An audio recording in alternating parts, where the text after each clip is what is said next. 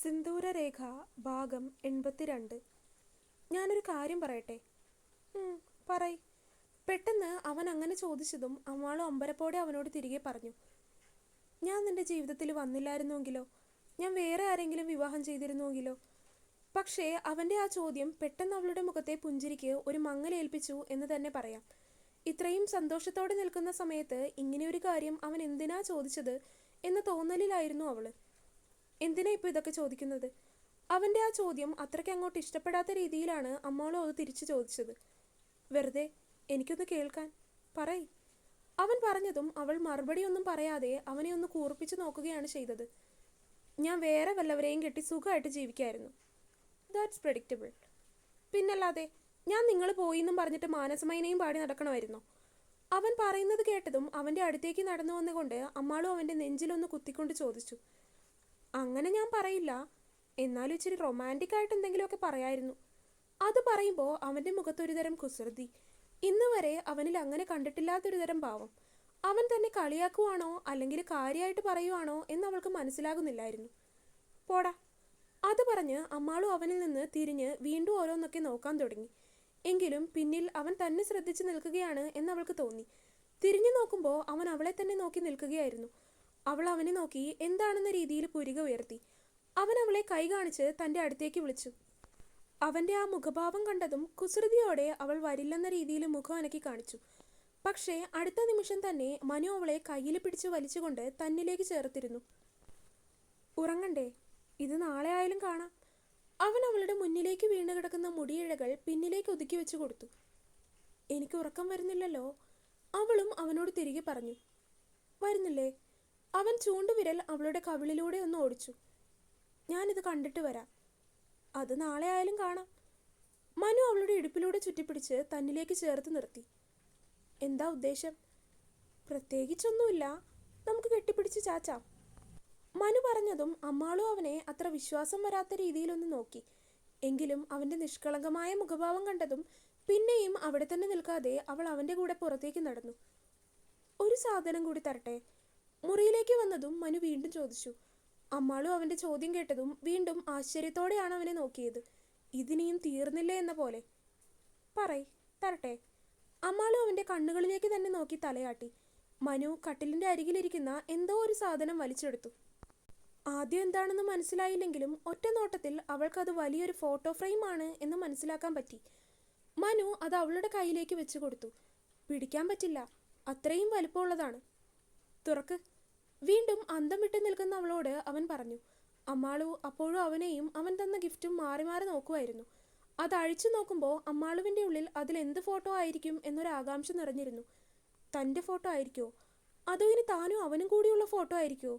Family photo ആയിരിക്കുമോ? അങ്ങനെയുള്ള ഒരുപാട് തരത്തിലുള്ള ചിന്തകൾ അവളുടെ ഉള്ളിൽ നിമിഷ നേരം കൊണ്ട് മിന്നിമാഞ്ഞു. കയ്യിലെടുത്തപ്പോൾ അത് തങ്ങളുടെ വിവാഹ ഫോട്ടോയാണ്. പക്ഷേ അതിനാകെ എന്തൊക്കെയോ വ്യത്യാസം, പ്രത്യേകിച്ച് മനുവിൻ്റെ മുഖത്ത്. തങ്ങളുടെ വിവാഹ ഫോട്ടോയിൽ എല്ലാം അവൻ ചിരിക്കാതെയാണ് നിൽക്കുന്നത്. എല്ലാത്തിലും കടന്നൽ കുത്തിയ പോലുള്ള മുഖഭാവമായിരുന്നു. പക്ഷേ ഇതിലാണെങ്കിൽ അവൻ ചിരിച്ചിരിക്കുവാണ്. എന്നാൽ അടുത്ത നിമിഷം ആ ചിത്രം ഒന്ന് സൂക്ഷിച്ചു നോക്കിയതും അമ്മാളുവിൻ്റെ കണ്ണുകൾ ഒന്ന് വിടർന്നു പോയി.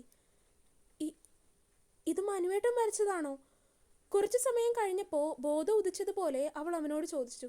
അതിന് പുഞ്ചിരിയോടെ തന്നെ അവൻ അവളെ നോക്കി തലയാട്ടി. അത് കേട്ടതും അമ്മാളുവിൻ്റെ കണ്ണുകൾ വീണ്ടും ആ ഫോട്ടോയിലൂടെ ഒന്ന് കടന്നുപോയി. അതിലൂടെ അവൾ ഒന്ന് തലോടി. ഇത്രയും നേരം അവൻ ചെയ്ത ഓരോ കാര്യങ്ങളും അവളുടെ മനസ്സിനെ പിടിച്ചു കുലുക്കിയതാണ്. എങ്കിലും പതറാതെ പിടിച്ചു നിന്നു. പക്ഷേ ഇത് അവളുടെ ഉള്ളിലെ ഇമോഷൻസ് പുറത്തേക്ക് വന്നു പോകുന്ന രീതിയിൽ അവളുടെ പിടിവിട്ടു പോയിരുന്നു. അതിലേക്ക് തന്നെ നോക്കി നിൽക്കുമ്പോൾ അവൾ പോലും അറിയാതെ അവളുടെ കണ്ണുകൾ അറിയാതെ നിറഞ്ഞു വന്നു. അമ്മു. അവൻ വിളിച്ചിട്ടും അവൾ മിഴികൾ ഉയർത്തി നോക്കിയില്ല. അവൻ അവളുടെ അടുത്തേക്ക് വന്നു. അവളുടെ കയ്യിൽ നിന്ന് ഫോട്ടോ ഫ്രെയിം മാറ്റി അവളുടെ മുഖം താടിത്തുമ്പിൽ പിടിച്ചുയർത്തി. എന്താടാ? അവനത് ചോദിച്ചു കഴിഞ്ഞപ്പോൾ തന്നെ അവൾ അവനെ ഇറുക്കി കെട്ടിപ്പിടിച്ചിരുന്നു. എനിക്കാരും ബർത്ത്ഡേക്ക് ഇതുപോലെ സർപ്രൈസ് ഒന്നും തന്നിട്ടില്ല. ഇതിപ്പോൾ ആദ്യമായത് കൊണ്ടാണോ എന്നറിയില്ല. എനിക്ക് സങ്കടം വരുവാ. അമ്മാളു അവൻ്റെ നെഞ്ചിലേക്ക് ചേർന്ന് നിന്ന് പറഞ്ഞു പോയി. അവൻ അവളുടെ തലയിലൂടെ ഒന്ന് തലോടി, നെറുകയിൽ ഒന്ന് ചുംബിച്ചു. അവൾ അവനിലേക്ക് ചേർന്ന് നിന്ന് അതെല്ലാം സ്വീകരിച്ചു. എൻ്റെ കുട്ടി അത്രയ്ക്കും സർപ്രൈസ്ഡ് ആയിപ്പോയോ? അവളെ കളിയാക്കുന്നത് പോലെയാണ് അവൻ ചോദിച്ചത്. തമാശ കളിക്കല്ലേ മനുവേട്ടാ. ഇതിനിടയിൽ നിങ്ങൾ ഇത്രയും കാര്യം ചെയ്തിട്ടുണ്ടെന്ന് ഞാൻ അറിഞ്ഞില്ലല്ലോ. That's quite simple for me. അവൻ അവളെ കളിയാക്കുന്ന രീതിയിൽ വീണ്ടും പറഞ്ഞു. കുറച്ച് കൂടുന്നുണ്ട് കേട്ടോ. അവൾ അവൻ്റെ നെഞ്ചിലേക്ക് ചാരി നിന്നുകൊണ്ട് നെഞ്ചിലൊന്ന് കുത്തി. പെട്ടെന്ന് അവൻ്റെ കൈകൾ അവളുടെ ഇടുപ്പിനെ വലയം ചെയ്തു. അതിൽ അവൾ അവനെ ഒന്ന് നോക്കി. മുഖത്ത് തെളിഞ്ഞ പതർച്ച അവൻ അറിയാതെ മറച്ചു വെക്കാൻ അവൾ അല്പം പാടുപെട്ടു. എങ്കിലും ധൈര്യത്തോടെ തന്നെ അവൾ അവൻ്റെ മുഖത്തേക്ക് നോക്കി എന്താണെന്ന രീതിയിൽ പുരിക ഉയർത്തി. ഞാൻ ഇത്രയൊക്കെ ചെയ്തിട്ട് എനിക്കൊന്നും തിരിച്ചു കിട്ടിയില്ല. അവളുടെ മുഖത്തേക്ക് നോക്കിക്കൊണ്ടുള്ള അവൻ്റെ കുസൃതി നിറഞ്ഞ ശബ്ദം. അതിനിന്ന് എൻ്റെ ബർത്ത്ഡേ അല്ലേ, അപ്പോൾ എനിക്കല്ലേ എല്ലാം തരേണ്ടത്, അല്ലാതെ ഞാൻ മനുവേട്ടനല്ലല്ലോ. അവനെ കളിയാക്കുന്നത് പോലെ അവളും തിരികെ പറഞ്ഞു. അങ്ങനെ അല്ലല്ലോ അതിൻ്റെ ഒരു ഇത്. നിനക്ക് ഞാൻ ഗിഫ്റ്റ് തന്നു, പകരം എനിക്ക് എന്തെങ്കിലുമൊക്കെ നിനക്കും തരാം. അവളെ ഒന്ന് ചേർത്ത് നിർത്തിക്കൊണ്ട് അവൻ പറഞ്ഞു. അവൻ പറഞ്ഞ് ഇത് ഏത് റൂട്ടിലേക്കാണ് പോകുന്നത് എന്ന് അവൾക്ക് നന്നായിട്ടറിയാം. എങ്കിലും അവൾ അനങ്ങിയില്ല. തൽക്കാലം എൻ്റെ കയ്യിലിപ്പോൾ തിരിച്ചു തരാൻ മാത്രം ഒന്നുമില്ല. അതുകൊണ്ട് ചേട്ടൻ വാ, നമുക്ക് ഉറങ്ങാം. ശരി, ഉറങ്ങാം. അതൊക്കെ തന്നെയാണല്ലോ നമുക്കും വേണ്ടത്. അവളെ വിട്ടുമാറി കട്ടിലിലേക്ക് കിടക്കാൻ ഒരുങ്ങുമ്പോൾ അവൻ അടക്കി പിടിച്ചെന്ന പോലെ പറയുന്നത് അമ്മാള് പതിയെ കേട്ടിരുന്നു. ഹാ, കിടക്കുന്നില്ലേ?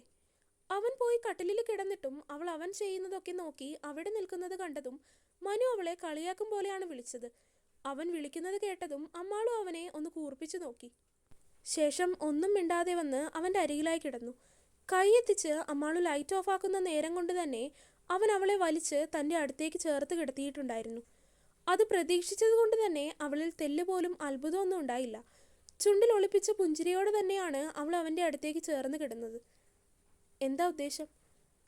പ്രത്യേകിച്ചൊന്നുമില്ല, എങ്കിലും ഉദ്ദേശങ്ങളൊന്നും ഇല്ലാതെയുമില്ല. അവനിൽ കുസൃതിയാണ് നിറഞ്ഞു നിൽക്കുന്നതെന്ന് തോന്നിയ ആ സമയം അമ്മാളുവിന്. എനിക്ക് നിന്നെ എന്തിഷ്ടാണെന്നറിയോ? അവൻ അവളോട് ചോദിച്ചു. എനിക്ക് മനുവേട്ടനെ എത്ര ഇഷ്ടമാണെന്നറിയോ? അവളും തിരികെ ചോദിച്ചു. അറിയാം. എങ്കിൽ പറയ്, എനിക്ക് നിങ്ങളെ എത്ര ഇഷ്ടമാണ്? നിന്നേക്കാൾ ഏറെ നീ എന്നെ സ്നേഹിക്കുന്നുണ്ട്, അതെനിക്കറിയാം. മനു ഒരു നിമിഷം പോലും ആലോചിക്കാതെ അപ്പോൾ തന്നെ പറഞ്ഞിരുന്നു. അതോടൊപ്പം അവൻ്റെ ചുണ്ടുകൾ അവളുടെ നെറ്റിയിലെ ഒരരികിലായി പതിഞ്ഞു. ഒരു നിമിഷത്തേക്ക് അമ്മാളുവിൻ്റെ ശ്വാസം പോലും നിലച്ചുപോയി എന്ന് പറയാം. നീ ഇല്ലാതെ പറ്റില്ലെന്ന പോലെ ആക്കിയെടുത്തു നീ എന്നെ. അവളുടെ കാതുകളിൽ വീണ്ടും അവൻ്റെ നിശ്വാസം കലർന്ന ശബ്ദം. മനുവേട്ടാ, ഉറങ്ങണ്ടേ? വേണോ? അവൻ അത് ചോദിച്ച് അവളിലേക്ക് കൂടുതൽ ചേർന്ന് വന്നു. അവളുടെ കവിളിൽ അവൻ്റെ നിശ്വാസം വന്ന് തട്ടിത്തെറിച്ചു. അവൻ ചൂണ്ടുവിരൽ കൊണ്ട് അവളുടെ മുഖം തനിക്ക് നേരെ തിരിച്ചു. ആ ഇരുട്ടിലും അവളുടെ കണ്ണുകൾ എവിടെയൊക്കെയോ പരതി തെന്നി മാറുന്നത് അവൻ അറിയാനാവുന്നുണ്ടായിരുന്നു. അമ്മു. അവൻ വിളിച്ചതും പെട്ടെന്ന് അവളുടെ ദൃഷ്ടി അവൻ്റെ കണ്ണുകളിൽ വന്ന് കുടുങ്ങി നിന്നു. പക്ഷേ അവൻ്റെ നോട്ടം തൻ്റെ കണ്ണുകളിൽ നിന്നും താഴേക്ക് പോകുന്നു. ആ നോട്ടത്തിൻ്റെ ദിശ മനസ്സിലായതുപോലെ അവളുടെ കണ്ണുകൾ അടഞ്ഞുപോയി. അത് അവനുള്ള മൗനസമ്മതമായിരുന്നു. അവൾ കണ്ണുകൾ അടച്ചതും അവൻ അവളുടെ അധരങ്ങളിലൂടെ തൻ്റെ പെരുവിരൽ ഒന്ന് ചലിപ്പിച്ചു. അവളിൽ നിന്നും അവനെ ഭ്രമിപ്പിക്കും രീതിയിലുള്ളൊരു ശബ്ദം. മനു ആകെ ഏതോ മായാലോകത്തായതുപോലെ ആയിപ്പോയി. ഇന്ന് വരെ അറിയാത്ത എന്തൊക്കെയോ തന്നിൽ അറിയുന്നത് പോലെ തോന്നി അവന്. അവൻ അവളുടെ കീഴ്ചുണ്ട് പെരുവിരൽ കൊണ്ടൊന്ന് തഴുകി. അവളിൽ നിന്ന് ശബ്ദം ഉണ്ടാകും മുന്നേ തന്നെ അവൻ അവളുടെ ചുണ്ടുകൾ തൻ്റെ അധരങ്ങളാൽ കോർത്തെടുത്തിരുന്നു. അമ്മാളു ഒന്ന് ഏങ്ങിപ്പോയി. അവളുടെ കൈകൾ അവൻ്റെ താടിയിൽ വന്നമർന്നു. ആദ്യമായെന്ന പോലെ അവൻ അവളുടെ അധരങ്ങളിലെ മധു നുകർന്നെടുത്തു. അവളുടെ കൈകൾ അവൻ്റെ താടിയിലും നീളൻ തലമുടിയിലുമൊക്കെ ആയിട്ട് പരതി നടന്നു. അവൻ്റെ കൈകൾ അവളുടെ താടിയിൽ വെച്ച് കവിളിൽ തലോടിക്കൊണ്ടിരുന്നു. ചുംബനം പല്ലും ചുണ്ടുമെല്ലാം കടന്ന് രണ്ടുപേരുടെയും ഉമിനീര് കൂടി കലർന്ന് നാവിലേക്ക് എത്തി നിന്ന സമയം ഏതോ ഒരു ഉൾപ്രേരണ പോലെ അമ്മാളു അവൻ്റെ ചുണ്ടുകളെ ഒന്ന് നുകർന്നു. അതിൽ മനു ഒന്ന് സ്റ്റക്കായിപ്പോയി. അവൻ അവനെ അവൾക്കായി വിട്ടു നൽകി.